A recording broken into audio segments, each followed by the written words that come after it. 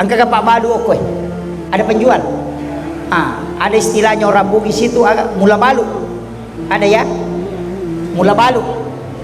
Ada yang salah paham itu Pak. Dia bilang ya sange mula balu, ia ro ala pangalipa mulangi rakko ota, napa ya silakan. Itu keliru betul. Yang dimasuk mula balu itu makanan saja. Ulama dulu ajarkan, kalau kau mau makan, ambil makanan itu, cium, bacakan salawat, baru atokan niati. Maka dapuluk koko nuru Muhammad ipancaji. Makanya sholat itu satu-satunya ibadah yang tidak ada pendamping. Yang lain kan dikirim. Makanya saya selalu sampaikan begini, asam paja lalu ki iya ko iya roleangnya dia tajamai masalah sah, tapi dia napa ada salah anak ko sampaja dia tajamai. Kenapa? Karena sholat satu-satunya tidak bisa dicampur Pak. Ibadah yang lain itu bisa dicampur. Orang puasa main yoker itu puasanya tidak batal. Iya. Tapi orang sholat main yoker pasti batal sholatnya. Coba, iya. Orang puasa nonton TV itu tidak batal puasanya, tapi orang sholat nonton TV pasti batal. Kan begitu. Haji orang bisa bicara, sholat tidak bisa. Makanya satu-satunya ibadah yang totalitas itu cuma sholat. Nah nanti kan Nabi kasih kedudukan khusus, as-sholat mukhul ibadah, yaitu sampajangi ulun napa kasibir. Di hadis yang lain mengatakan as-sholatu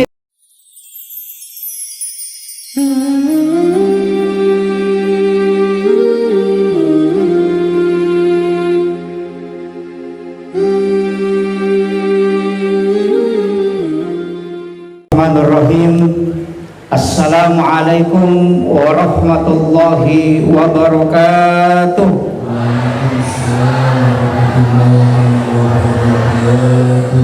Maulaya salli wa sallim daiman abada ala habibika khairil halqi kullihim. Huwal habibul ladzi turja syafa'atuhu likulli hawlin minal ahwalil muqtahimi. Ya Rabbi bil Mustafa balligh maqasidana waghfir lana ma madaya wasi'al karami. Ya Rabbi bil Mustafa balligh maqasidana waghfir lana ma madaya wasi'al karami.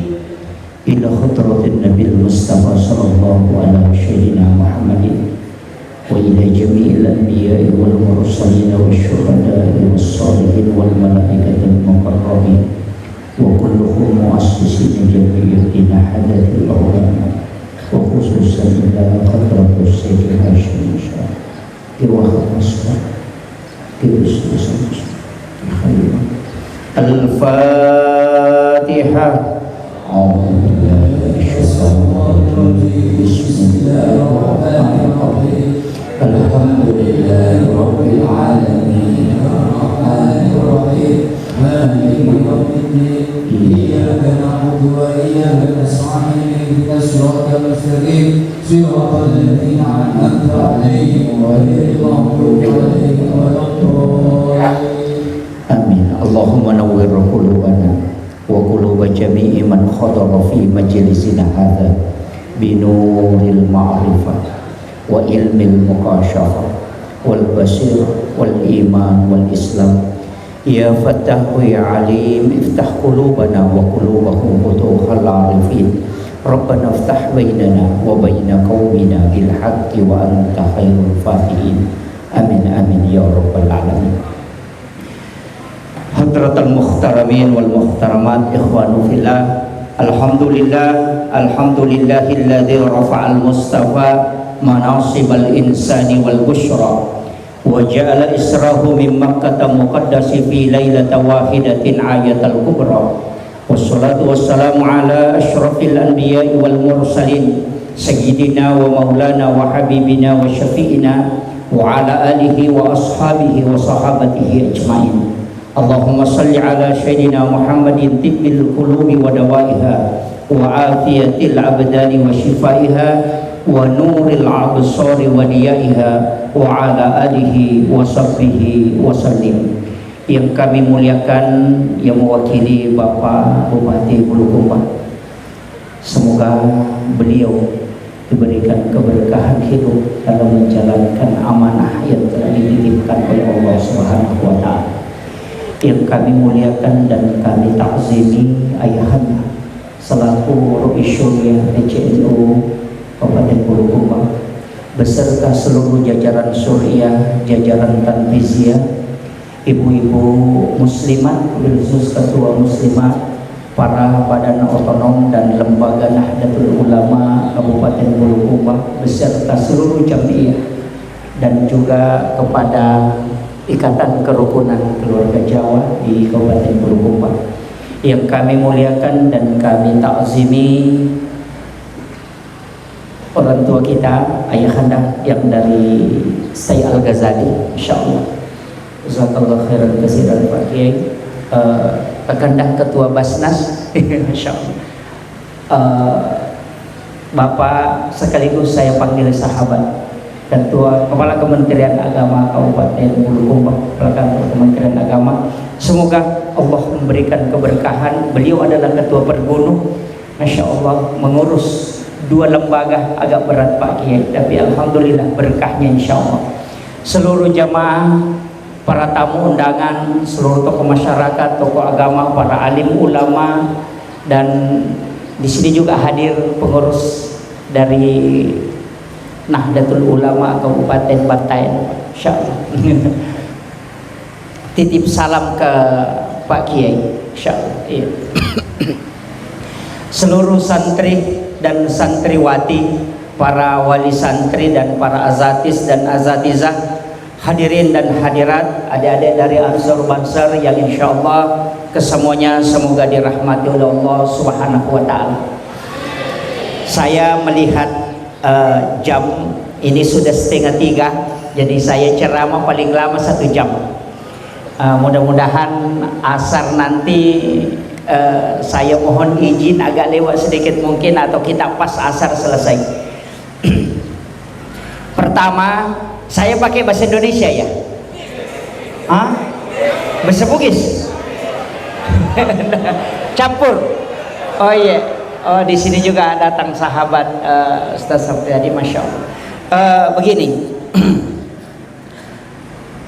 peringatan Isra dan Mi'raj adalah satu peristiwa yang sebenarnya 2 rangkaian peristiwa.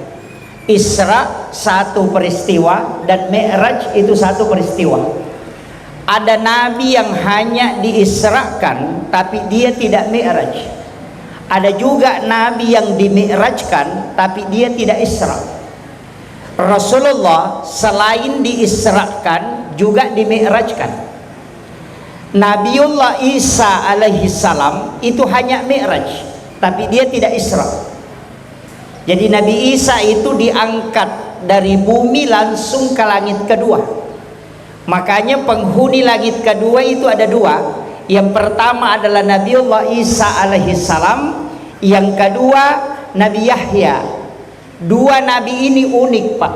Nabi Isa lahir tanpa bapak, Nabi Yahya lahir dari wanita yang sudah berhenti haid, menopause. Itu hal yang aneh, tapi nanti kita akan bahas apa hikmahnya.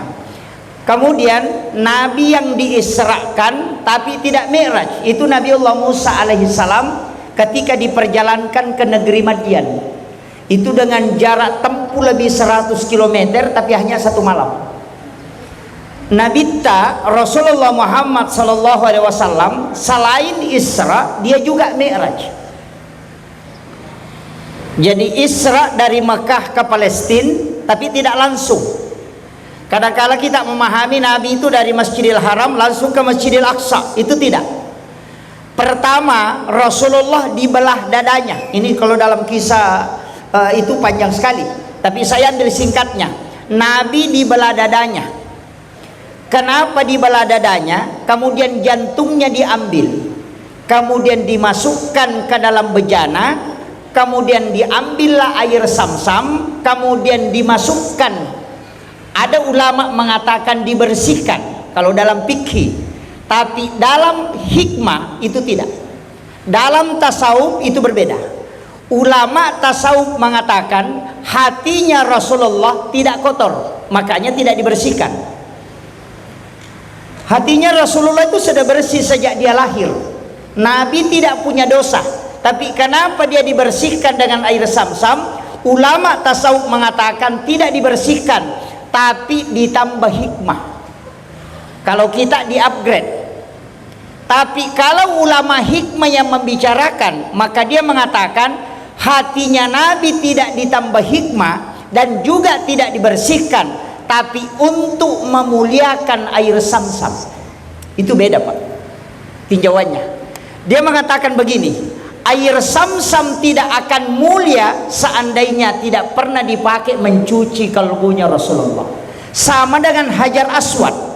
Sampai hari ini kalau orang melaksanakan ibadah haji, dekna mungkin lepak baui Hajar Aswad seandainya Nabi tidak pernah menciumnya.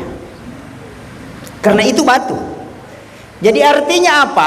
Tidak akan mulia Hajar Aswad dicium sampai hari ini seandainya Nabi tidak pernah menciumnya. Air Sam-Sam tidak akan pernah mulia seandainya tidak pernah dipakai mencuci kalbunya Rasulullah. Jadi bukan hatinya Nabi yang kotor, tapi air yang ingin diangkat derajatnya. Itu kalau kajiannya ulama kita. Jadi makanya ulama kita bagi pembahasan. Makanya kalau di santri, di pesantren itu memang harus belajar dari berbagai macam sisi ilmu. Ada kajian fikih, ada kajian hadis, ada kajian tafsir, ada kajian tasawuf, ada kajian hikmah. Dan itu tidak sama ulamanya.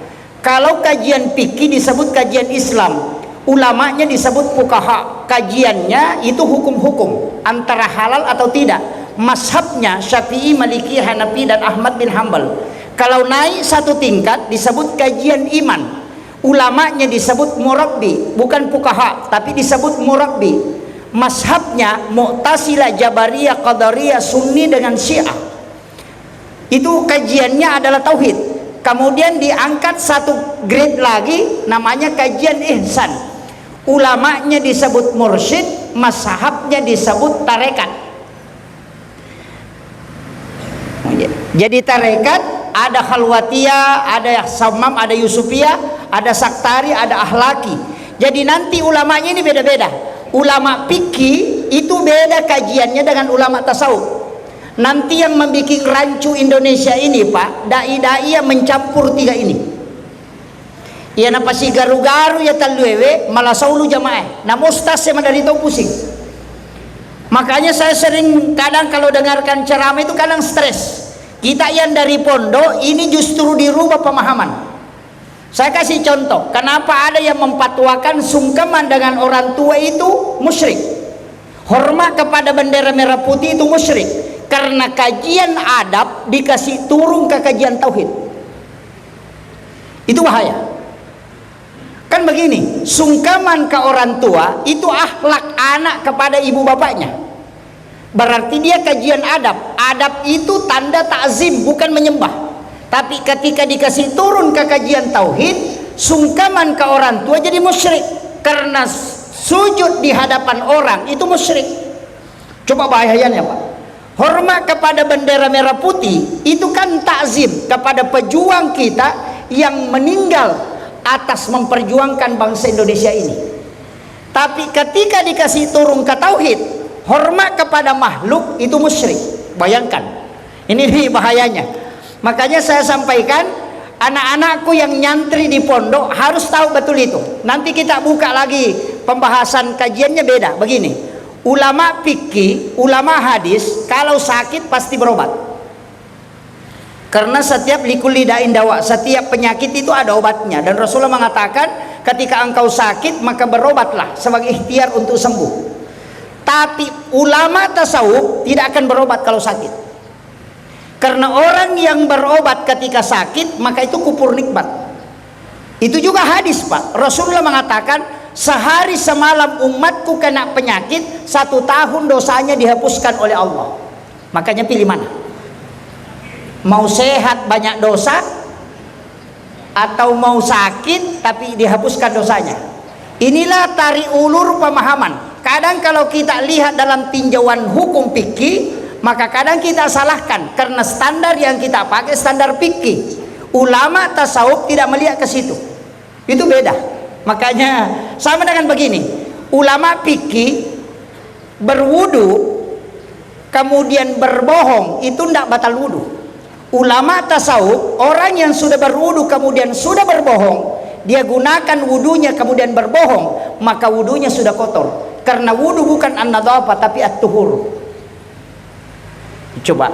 Jadi maknanya kupure mu pakai jenek mu mak bele aja lalu mu pakai masam pajang. Karena itu sudah kotor. Makanya dipakai jadidul wudu, memperbaharui wudu. Coba. Ulama tasawuf kalau singgah di warung pasti bayar dulu baru makan. Karena kalau dia makan dulu baru bayar, tidak ada bedanya mengambil mangganya tetangga, nanti sudah dimakan baru diminta, itu sama. Kan begitu. Tapi ulama fikih itu tidak masalah. Makanya kajian tasawuf dengan kajian fikih itu tidak boleh dilihat dari sisi satu sisi saja. Harus ditarik di mana orang mengambil kaidah. Ini penting. Makanya kalau kita mau kotak-kotakan, nah ini yang banyak menyalahkan orang.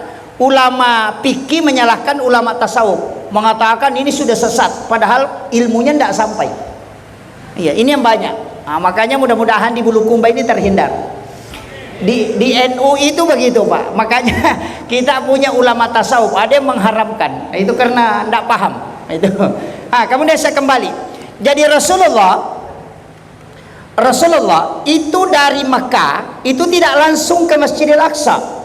Dari Makkatul Mukarramah kemudian dibawa ke Madinah. Ini. Jadi dari Mekah dibawa ke Madinah. Malaikat Jibril suruh Rasulullah sholat di Madinah 2 rakaat. Selesai sholat baru Nabi bertanya, wahai Jibril, tempat apa ini?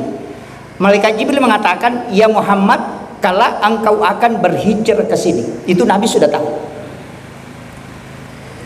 Kemudian setelah itu Nabi dibawa ke Gunung Sinai. Itu tidak langsung lah, dibawa ke Gunung Sinai, di Bukit Tur Sina.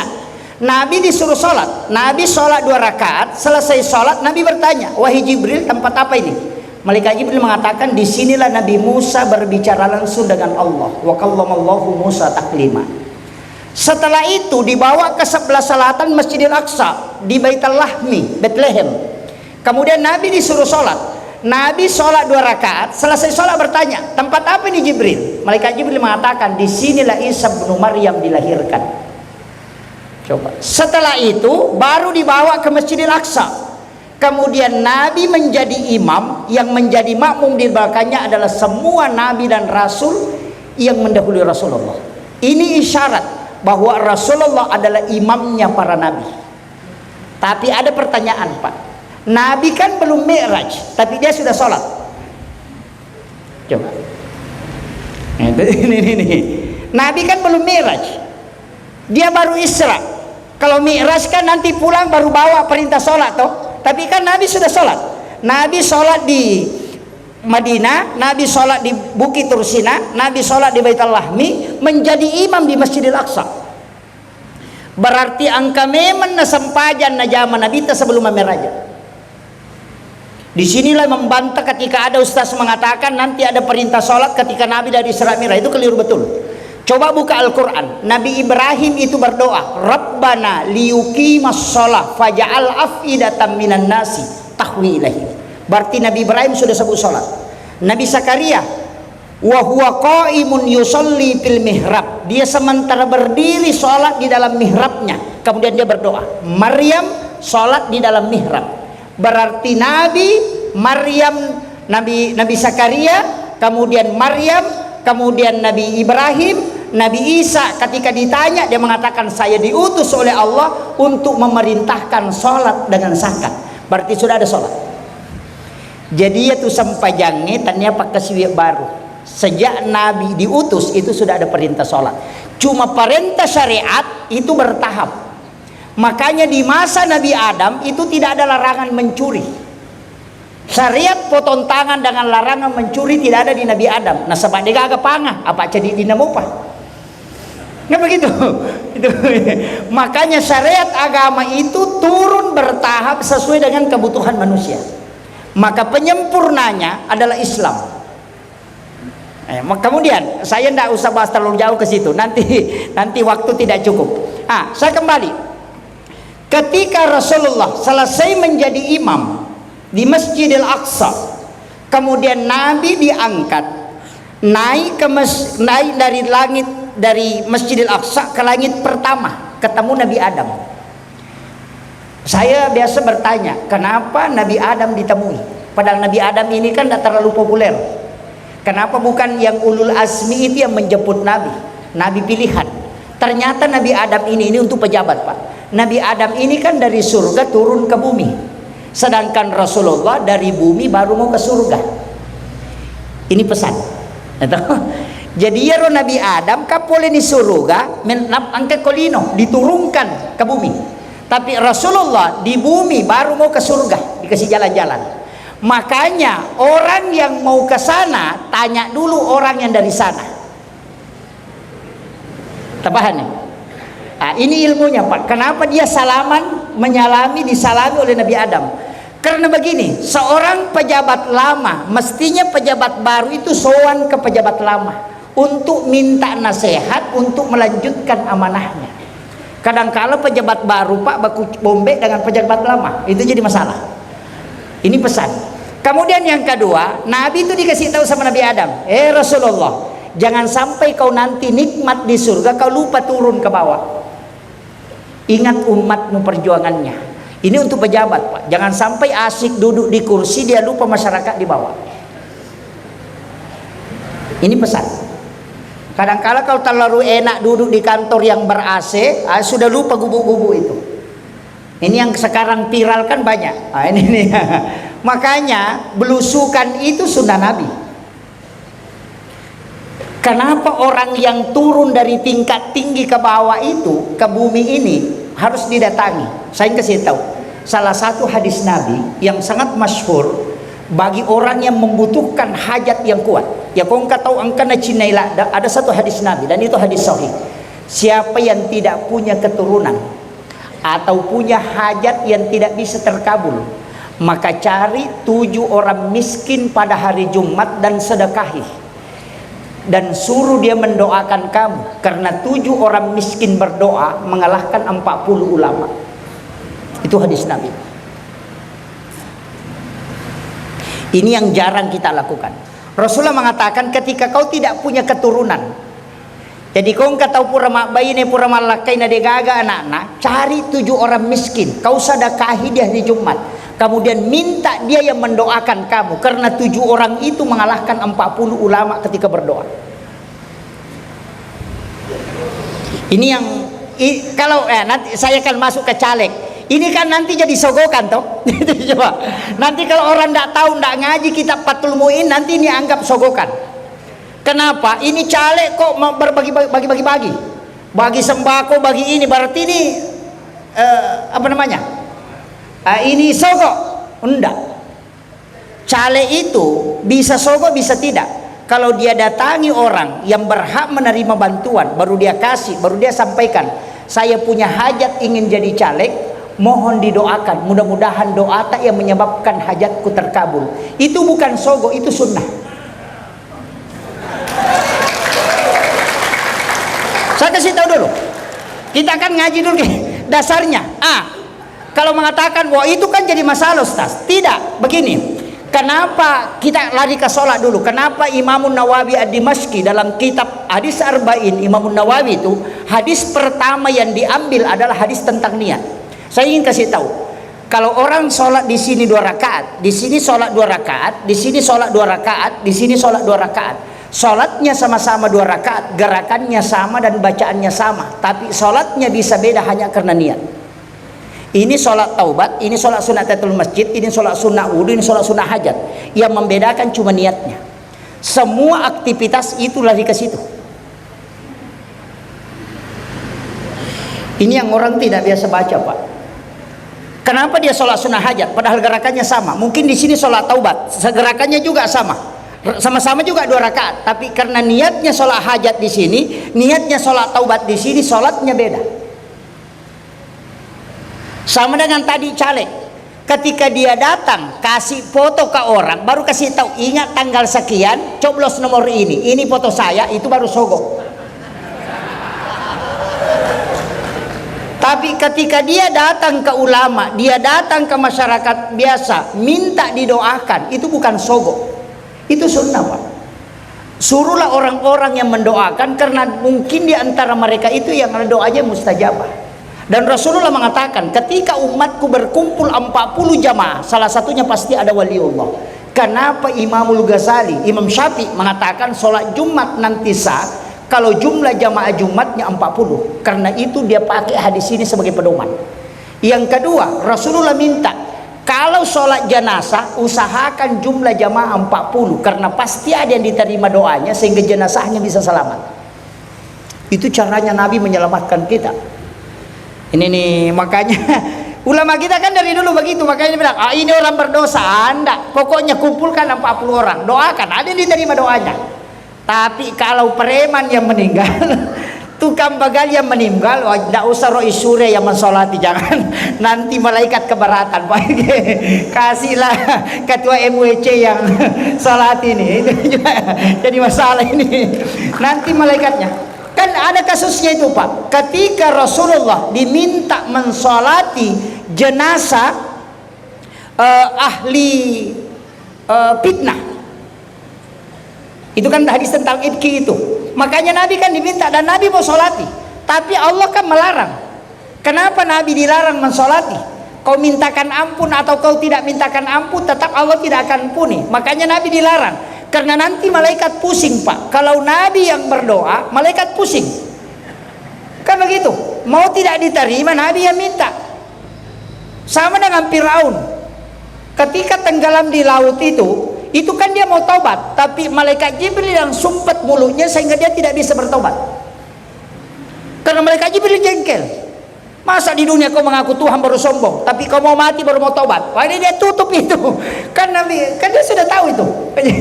Jadi makanya ulama kita dari dulu begitu. Jangan langsung vonis orang, ini masuk neraka, ini masuk neraka, enggak.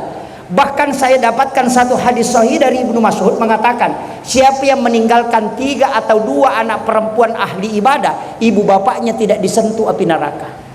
Itu hadis. Makanya yang punya anak laki-laki ya sabar, belum bisa kasih syafaat. Kembali, Rasulullah naik langit pertama, kemudian naik ke langit kedua, itu ketemu dengan Nabi Isa, kemudian Nabi Yahya. 2 nabi ini, Pak, memang profesinya beda. Sama-sama pendakwah, tapi tempat berdakwanya beda. Kalau Nabi Isa masuk ke tempat-tempat maksiat, di kafe-kafe, di tempat WTS, di tempat orang minum. Ya toh si Nabi Yahya masuk sama orang baik. Nanti orang-orang baik. Ketika 2 mazhab ini ditanya, dia bisa ditanya sama Nabi Yahya, maka toh si kutul lo sigaru tau majai. Na parinum yo koro WTS mituli musibah koro, maka Nabi Isa, saya kan nabi. Sama dengan dokter. Dokter itu mestinya sama orang sakit, karena untuk mengobati supaya jadi sehat. Saya kan nabi, memperbaiki orang buruk. Masa saya selalu sama orang baik? Kan makanya Nabi Isa kumpul dengan orang-orang jelek. Makanya kalau ada ustaz bolak-balik masuk ke kafe, ndak usah Pak, itu mazhabnya Nabi Isa itu. Jangan langsung disalahkan dulu lah. Ini. Iya, tapi yang harus kuat mentalnya ini. Makanya kayak Gus Miftah, itu kan tugasnya dia. Lari ke situ. Tapi Nabi Yahya kan ditanya sama Nabi Isa, "Kenapa kau selalu sama orang baik?" Komi masigi itu 5 carama kau. Tahu kanjak itu 5 carama itu tepat mi mudakwai. Aga nasa Nabi Yahya, saya takut kalau terpengaruh. Itulah mazhab saya, Pak. Makanya saya ceramah di depan orang-orang baik saja. Itu. Makanya jamaah tabligh yang berdakwah di pelosok-pelosok, berdakwah di peminum itu enggak usah disalahkan, Pak. Mereka itu silakan. Islam begitu. Saya ketika ditanya ada ustaz ini begini, ada ustaz, saya bilang tidak usah kau tegur. Ustaz itu masing-masing ada ranahnya. Ustaz Dasat Latif mungkin untuk ke politik, supaya orang-orang politik diceramai. Karena tidak semua orang bisa ceramah begitu, Pak. Mengatakan Ustaz Nur Maulana, ya Ustaz Nur Maulana itu artis. Lari ke artis. Kenapa? Artis itu kompleksitas masalahnya besar, tapi dia mau belajar agama santai. Makanya kasih Ustaz Nur Maulana, sambil tertawa dia bisa paham agama. Itu Allah sudah tempatkan itu, Pak. Kalau mau kajian masuk ke Ustaz Hadi Hidayat, ada Ustaz Gus Baha. Kemudian begitu, Pak, masing-masing ada. Kalau mau kajian tasawuf ada guru Profesor Dr. Nasaruddin Umar. Masing-masing silahkan pilihlah, jangan saling menyalahkan. Kadang kalau kita aduh ustaz begini, tidak usah, diam. Allah sudah tempatkan itu.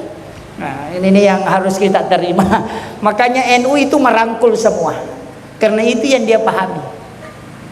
Masing-masing ini punya tempat. Iya.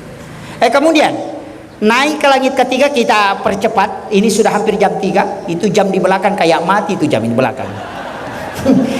Oh iya, mati betul itu. Ini baru 1:30 itu. Kemudian naik ke langit ketiga, keempat, kelima, keenam. Makanya saya bilang begini, Iro Nabita itu sudah profesor di 9 cabang. Profesor tanaman, profesor bendaharawan, ahli karena ketemu dengan Nabi Yusuf. Nabi Yusuf itu kan bendahara negara.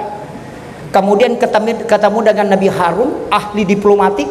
Ketemu Nabi Musa yang ceplos-ceplos. Kemudian ketemu Nabi Ibrahim, ahli logika.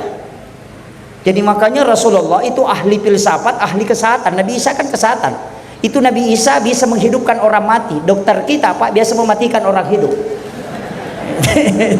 Tapi tidak ada jadi bulukumba, tidak ada. Nah, begitu. Rasulullah wattun nasiruntu Nabi Musa itu menangis. Nabi Musa itu menangis. Satu-satunya nabi yang ditemui Rasulullah menangis itu cuma Nabi Musa. Magina teri Nabi Musa. Nanti kan kisah di Nabi Musa ini banyak. Nabi Musa itu menangis karena dia melihat satu-satunya nabi yang mengalahkan umatnya masuk surga hanya Rasulullah. Jadi makanya Nabi Musa, saya melihat umatnya Muhammad yang masuk surga, saya melihat ke belakang itu sampai tidak melihat ujungnya. Sedangkan umatku masih kelihatan ujungnya. Ini umatnya Rasulullah. Kemudian naik ke langit ke-7, ketemu Nabi Ibrahim. Di langit ke-7 Nabi tersenyum dan Nabi sangat gembira karena ternyata wajahnya Nabi Ibrahim itu mirip dengan wajah Rasulullah. Setelah itu Nabi naik ke Sidratil Muntaha. Dari situlah dia melihat Allah. Tapi jangan pahami, ajak lalu tak pahami, maka dapuang Allah Ta'ala ada di Sidratil Muntaha. Ini kan yang sekarang mengatakan Allah itu di langit. Kalau 1/2 malam turun ke bumi. Jadi kalau dia turun ke bumi dari langit kosong. Begitu. Itu kalau kita logikakan. Makanya di NU itu Ahlus Sunnah wal Jamaah Nahdiyah itu pakai bahwa Allah itu tidak bertempat. Karena kapan bertempat berarti dia terbatas. Kalau dia terbatas berarti dia makhluk. Makanya kalau dia mengatakan maafin akada mindra inabita qasidratil muntaha, kemudian dia melihat Allah, berarti Allah di situ. Tidak. Kalau saya mengatakan begini, saya naik ke loteng, di loteng kemudian saya naik ke atap, kemudian di atap saya melihat bulan. Pertanyaannya, apakah bulan ada di atap? Kan tidak. Jadi Nabi naik ke Sidratil Muntaha, di Sidratil Muntaha dia melihat Allah. Apakah Allah ada di situ? Tidak. Sama dengan itu tadi.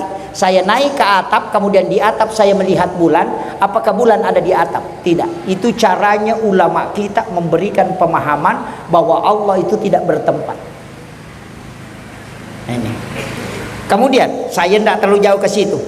Di langit ke-7 itu malaikat Jibril stop.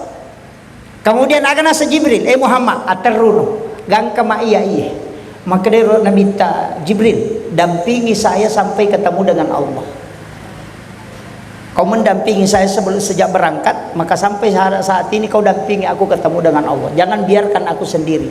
Begitu cintanya malaikat Jibril sehingga Rasulullah mengatakan kumpulkan semua kekuatanmu. Jadi malaikat Jibril itu Pak punya 360 sayap, sama dengan jumlah hari dalam 1 tahun. Satu sayapnya Jibril dalam riwayat dia kibaskan itu bisa mengelilingi bumi 7 kali. Cik dimipan nina na papirang akapitu na ceneri lino. Tapi 360 sayap dia gunakan untuk dia melesit naik ke Sidratil Muntaha, dia tidak bisa. Kemudian Jibril mengatakan, aku hanya sampai di sini Muhammad, batasanku sampai di sini. Itulah makna kenapa Imam Ja'far dalam kitab Barsanji dia mengatakan anta nurun fauka nurin. Itu maksudnya. Engkau Muhammad adalah cahaya di atas cahaya. Jibril adalah cahaya, engkau adalah cahaya, tapi kau mengalahkan cahayanya Jibril. Sehingga dia mengatakan anta nurun fauka nurin. Tapi banyak orang pahami anta nurun fauka nurin, dia kira Nabi itu mengalahkan cahayanya Allah. Karena dia kaitkan Quran surah An-Nur ayat 35, nurun ala nur. Itu pemahaman yang keliru, Pak. Padahal yang dimaksud ketika Nabi Isra Mi'raj. Nabi di situ kemudian naik ke Sidratil Muntaha dengan tidak didampingi oleh malaikat Jibril. Makanya sholat itu satu-satunya ibadah yang tidak ada pendamping. Yang lain kan dikirim. Makanya saya selalu sampaikan begini, asam pajalalo ki. Iya ko iya roleangnya dia tajamai. Masalah sah, tapi dia napa ada salah anak ko sampajak dia tajamai. Kenapa? Karena sholat satu-satunya tidak bisa dicampur, Pak. Ibadah yang lain itu bisa dicampur. Orang puasa main yoker, itu puasanya tidak batal. Iya. Tapi orang sholat main yoker pasti batal sholatnya. Coba. Iya. Orang puasa nonton TV itu tidak batal puasanya, tapi orang sholat nonton TV pasti batal. Kan begitu. Haji orang bisa bicara, sholat tidak bisa. Makanya satu-satunya ibadah yang totalitas itu cuma sholat. Nah nanti kan Nabi kasih kedudukan khusus, as-sholat mukhul ibadah, yaitu sampajangi ulunna pakasiwengi. Di hadis yang lain mengatakan as-sholatu miftahu kulli khair. Yaitu sampajangin pak bukana sinina decengi. Artinya yang lain ini kan nol. Kalau dia mengatakan miftah berarti pembuka, ya kok pak buka berarti kan dinilai lah. Kalau dia tidak dibuka, itu masih nol. Makanya maka di guru itu puasa enolo, zakka enolo, haji enolo, sikiri enolo, salawat enolo. Ya kok nolo tambah nolo tambah nolo tambah nolo, kata tak nolo. Toh sebanyak apapun kau lakukan itu tidak ada nilainya. Tapi aku mas sampaja ko cidi kemudian ma puasa ko cidi tambah nolo berarti 10. Ya ko masih kiri ditambah nolo berarti 100. Nanti ada nilainya ini ke belakang. Kalau ini yang satu ada. Makanya disebut miftahu kulli khair. Ini itu kuncinya. Makanya ma puasa nolo, masakka nolo, masih kiri nolo, masalawa nolo, masumba nolo, nolo mana? Nolo tambah nolo tambah nolo tambah nolo tambah nolo tambah nolo. Nah mau sisa buko nolo, tatai nolo. Makanya sholat yang menyebabkan ini dinilai, makanya disebut miftahu kulli khair. Alina minas sabarin tak buka mana itu mancidece. Jadi makanya pertama diperiksa adalah sholat. Kalau di dalam kubur, tapi orang di kubur mau kembali ke dunia dikene angkalalan nai parewa lokolino, dia tidak mau pulang sholat, dia tidak mau pulang haji, tapi dia cuma mau pulang sedekah.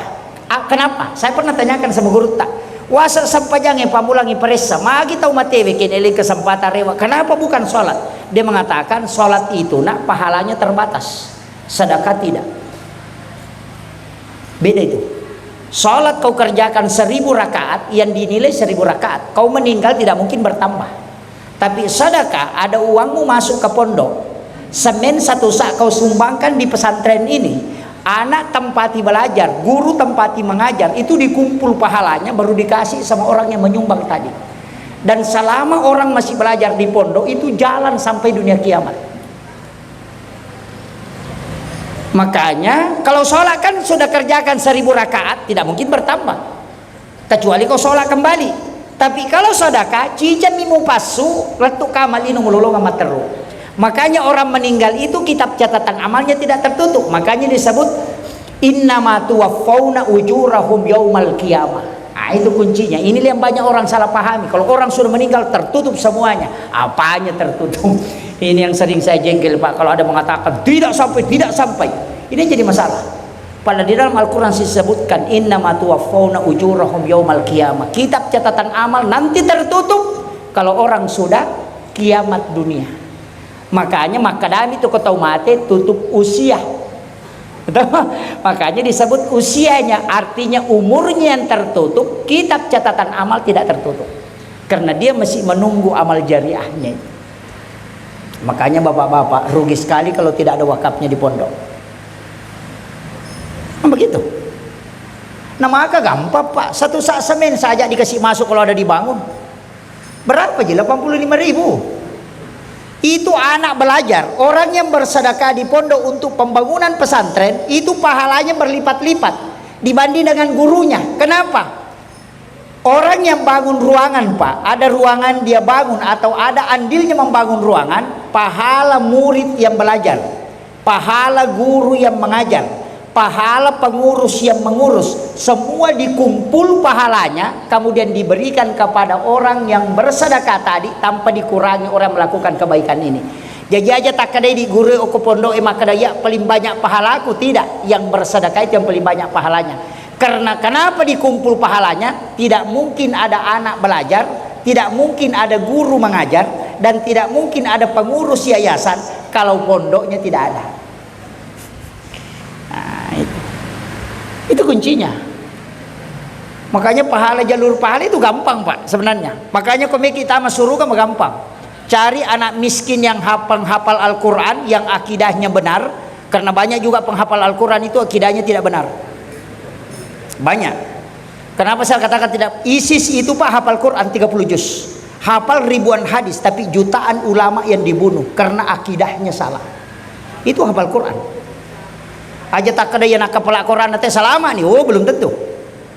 Makanya saya selalu bilang Pak, biasa kalau diceramah, kong kanak tamita pertama ke pesantren Pak kepala Quran nih, tanya dulu gurunya. Maka ada mengaji tu matemu kata kue. Kalau tidak membaca Al-Quran kepada orang meninggal aja memang tetap pertama anak. Iya, jelas itu Pak. Maka ada magi Pak Ustaz, masa gina baca Quran aku mati, nah guru nama kada dia naletu. Kan kuncinya di situ saja dia tahu. Tanyakan, apakah di sini orang ngaji kalau ada orang meninggal? Maka dia udah nanti ngaji aja memang tetap pertama. Kecuali cek yang ngaji yang aku mati, tak pertama nih.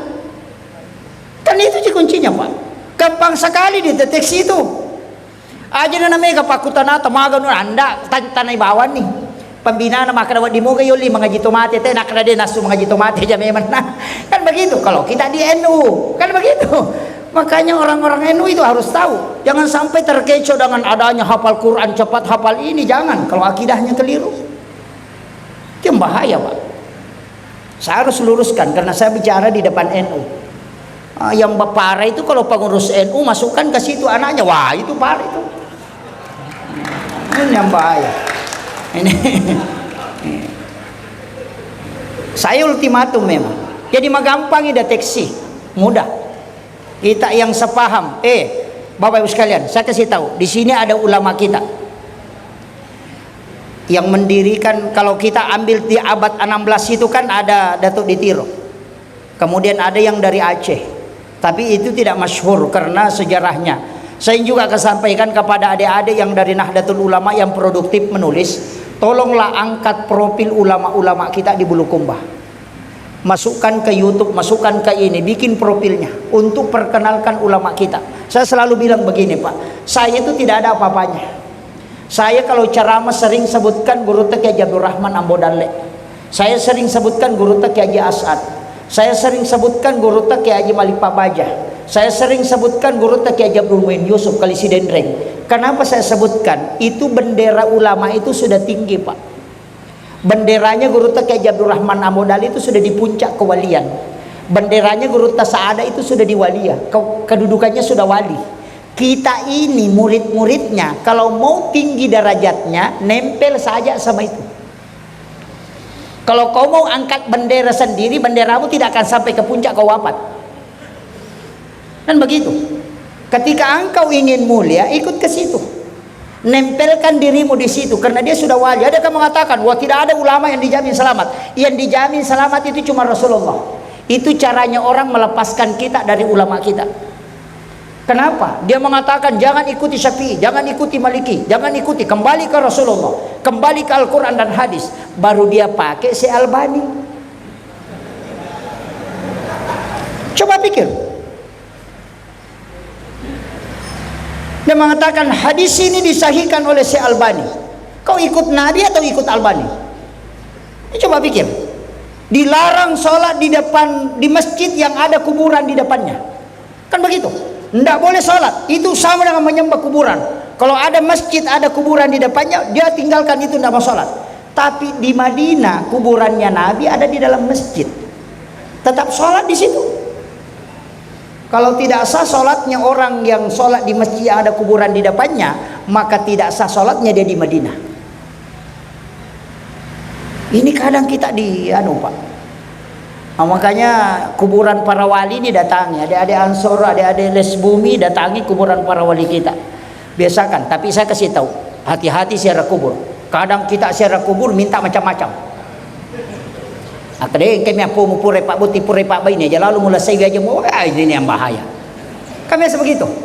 Kalau datang ziarah kubur Bu, datang malam Jumat jam 12 malam, ya. Atau jam 11 malam datang ke kuburan di malam Jumat. Kemudian sebelum ke situ kita berwudu supaya tidak diganggu oleh jin. Kemudian datang ke situ, kemudian kirimkan Fatihah, doakan orang-orang khusus itu tadi, para wali. Setelah itu minta maki doa. Ya Allah, berikan aku keberkahan, anak-anak dan keturunanku berikan keberkahan sebagaimana berkah yang kau berikan kepada ulama ini. Setelah itu pulang. Itu namanya tawassul. Yang tidak boleh itu tawassut. Kalau datang minta opo nganu pasalama itu jadi masalah. Itu namanya tawassut. Makanya kita datang doakan, bacakan Fatihah, surah Al-Ikhlas atau bacakan surah Yasin, sudah itu minta berkah kepada Allah. Put kali toka kasih barakah pada barakah angkai telingi tau pandritai. Dalilnya jelas Pak, ihdinas siratal mustaqim, siratal ladzina an'amta alaihim. Di situ bukan siratal nabi, bukan siratal rasul, tapi siratal ladzina an'amta alaihim. Jalannya orang-orang yang kau beri nikmat. Wali diberi nikmat karamah, itu yang kita minta. Tidak ada bedanya Pak. Kalau ada orang pindah rumah baru, nah itu cantik bolan, agak biasa Pak. Epo mudah-mudahan kasih nang kato dalekku atau anakku pun na dalek na di mak bola mak kau akan jana. Sama gitu, tidak ada bedanya. Coba. Begitu. Tapi minta anak-anak dan keturunanku aja tak kerbang anakku. Mega tahu madecing anak-anak apa na beta, apa dia ni lodong ni. Iya. Makanya Nabi itu berdoa, dia ikutkan keturunan. Anak-anak dan keturunanku, makanya cicit-cicitnya ke bawah itu terjaga karena dia sudah doakan. Kadang kita ku semua ujungnya, anakku, bayineku, otoku, darakku, ku semua. Ini nih, makanya doanya itu harus, saya bahkan punya resep Pak Bu. Ya kode nami terima Pak dongat tatabali Pak dongat ta. Ya ko milaw dongi sogi nade tami sogi tabali Pak dongat ta. Tapa sogi bali bolaku po. Kenapa? Resepnya itu ada. Karena Rasulullah mengatakan siapa yang mendoakan saudara muslimnya dan orang itu tidak mengetahui kalau dia didoakan, maka malaikat yang memintakan hal yang sama kepada Allah. Jadi makanya ulama kita itu lupa mendoakan dirinya, dia selalu doakan jamaahnya, tapi berkahnya selalu kembali ke dia. Itu malaikat Pak, ikalah siap penajaji. Saya itu sering mengakali malaikat Pak. Ada orang itu disuruh sedekah subuh 1 kali 1 bulan. Setiap sudah terima gaji langsung bayar 100.000. Dia bilang saya niatkan Pak Ustaz 1 bulan. Oh tunggu dulu bos, rugi ki. Lebih baik 2.000 per hari daripada 100.000 1 bulan. Maka ada wasa mega siratu ya sab Ustaz. Nanam itu ratuna, anam itu pulona nareko tak dosa buye. Iya memang kita menang angka tapi kita kalah doa. Maksudnya Nabi katakan kalau ada orang bersedekah di waktu subuh itu malaikat doakan. Kalau dia tidak sedekah tidak didoakan. Makanya kalau dia sedekah tanggal 1 malaikat berdoa tanggal 1. Baru malaikat bilang ayo kita istirahat, nanti tanggal 1 lagi baru berdoa. Kan begitu. Coba pikir. Makanya Rasulullah mengatakan amal yang paling disukai oleh Allah adalah amal yang berkesinambungan wa in qallah, walaupun sedikit. Itu maknanya. Jadi namode, namega, namodo sa bumi rope, yang penting subuh-subuh. Setiap subuh 2000, setiap subuh 2000. Yang penting rutin 1000, enggak masalah. Bikin capek malaikat. Iya, kamakom itu malaikat. Ya mini lodo aku masumbang ya. Kau dia tak sumbang makanya malaikat berhenti. Kan begitu. Makanya situ kuncinya Pak. Ulama kita kan dari dulu mengajarkan itu dan Rasulullah sudah ajarkan. Nggak usah bilang 1 juta enggak. Rugi Ki. Karena doa malaikat itu tidak bisa kita dapat. Makanya doakan misalnya mudah-mudahan. Tapi resonansi malaikat memang begitu. Sedekah subuh itu susah. Angka ke Pak Balu okey. Ada penjual. Ada istilahnya orang Bugis itu agak mula balu. Ada ya? Mula balu. Ada yang salah paham itu Pak. Dia bilang ya sange mula balu, ya ro ala pangalipa mulangi reko ota, napa ya silakan. Itu keliru betul. Yang dimasuk mula balu itu pas pembeli pertama, angka agak tatarala pamulang, ambil sebagian dari situ langsung titip sama Allah, sedekahkan. Makanya maka dataroi ali pamulamu. Titip sama Allah baru berdoa. Puang tapancaji wiya papasempo dalle patola abala. Ulama kita itu menjamin siapa yang melakukan itu setiap pembeli pertama di dagangannya, dia langsung titip kepada Allah, usahanya tidak akan pernah macet. Yo pui di irakko otai nampai Pak Biri. Napa maka dato liupake moje mula balu ena di rumah deceng. Salah-salah nih bos. Ini penting Pak.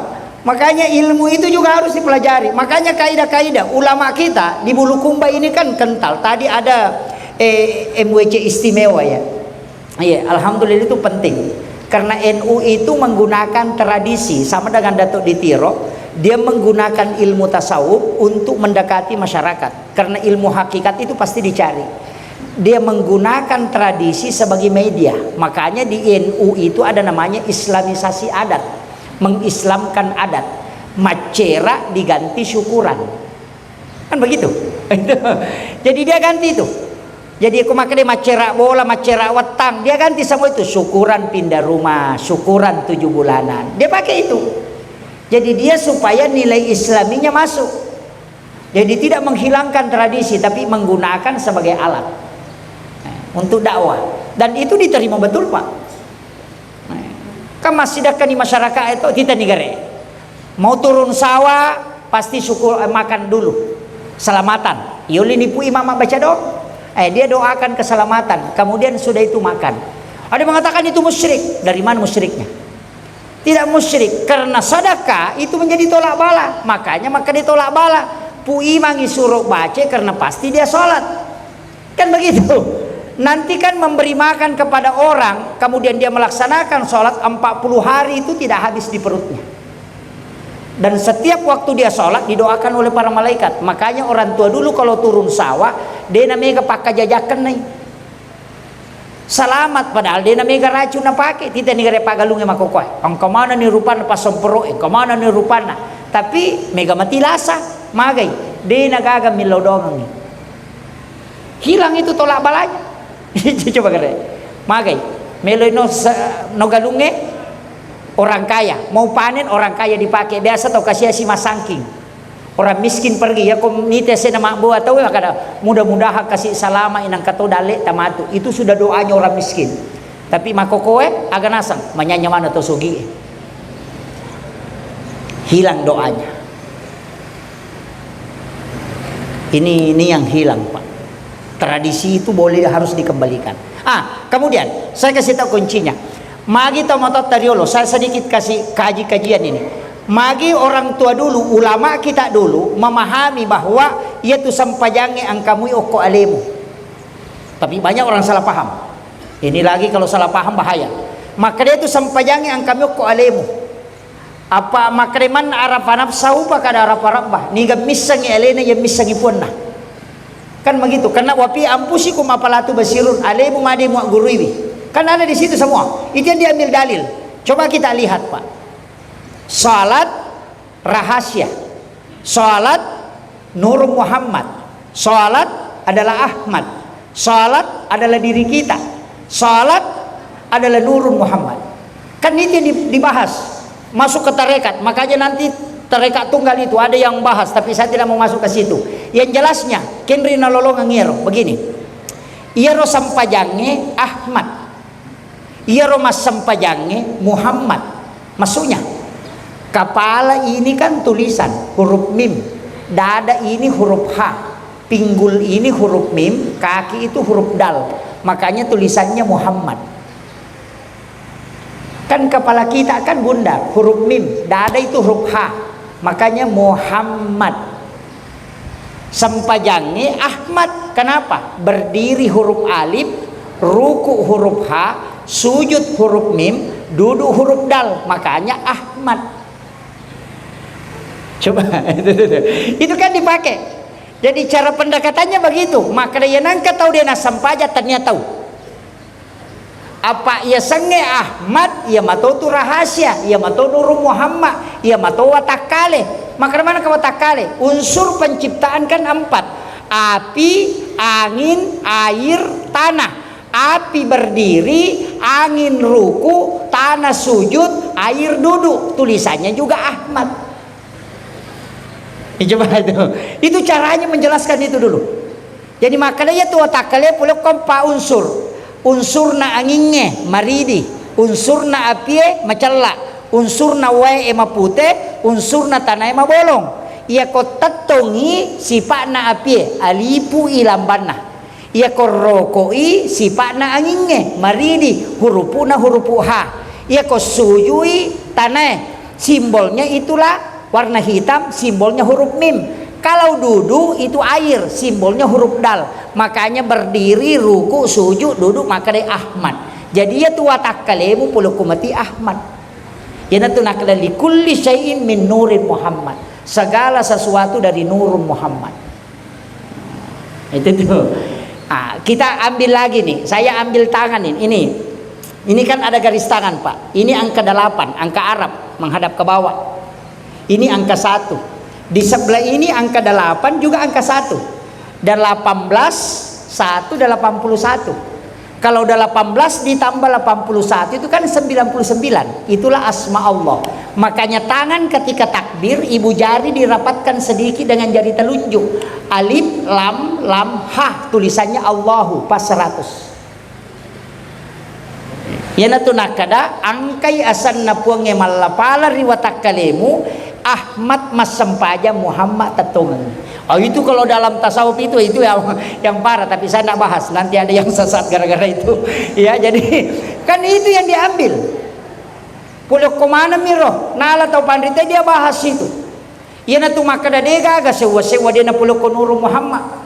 Laulaka ya Muhammad lama ahlakul makhluk. Seandainya tanya aku Muhammad, dia gak sewa pancaji. Dari sinilah semua ulama kita mengatakan setiap segala sesuatu itu dari nurnya Muhammad. Maka tidak ada yang merusak kalau nurnya Muhammad ada pada diri kita. Ya natu nak dia ko makanja isam pajan na tawe na makanja sikirina dia itu nakan naila sama kaleleang. Betul Pak? Makanan saja ulama dulu ajarkan, kalau kau mau makan ambil makanan itu cium, bacakan salawat, baru atau kang niati maka da puluk ko nuru Muhammad ipancaji puluk ko matoka nuru Muhammad tama ko mosi di mancaji Pak Bura. Yana tu nak kada alai Pak Bura kong kagaga memuandre. Orang mau makan daging Pak pakai itu, insya Allah tidak akan kena kolesterol. Itu ilmunya. Mapunco mi bacana. Makanya orang tua dulu tuh makan alai Pak Burah. Terima kore yopi di makan ayah sang alai Pak Burah. Itu kuncinya. Yakini ini dari Nurul Muhammad. Saya pun dari Nurul Muhammad. Ketika dia masuk pasti dia menjadi nur. Ya nanti nak kada bacangi salawat Nurul Muhammad sallallahu ala Muhammad. Makanya bentuknya fi'il madi. Kalau Allahumma sholli itu fi'il mudhari'. Kalau sallallahu itu kan fi'il madi. Kenapa bentuk lampau? Karena sebelum lahir jasadnya Nabi, nurnya dulu yang diciptakan. Di dalam Al-Quran dikatakan kad ja'akum minallahi nurun wa kitabun mubin. Maka salawatnya bentuknya fi'il madi karena belum lahir jasadnya. Makanya pakai sallallahu ala Muhammad. Makanya di mahalul qiyam itu pakai itu.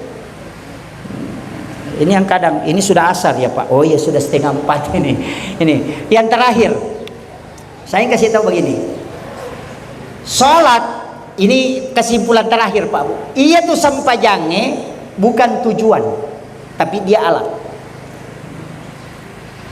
Jadi sholat itu bukan tujuan kita, tapi dia adalah alat.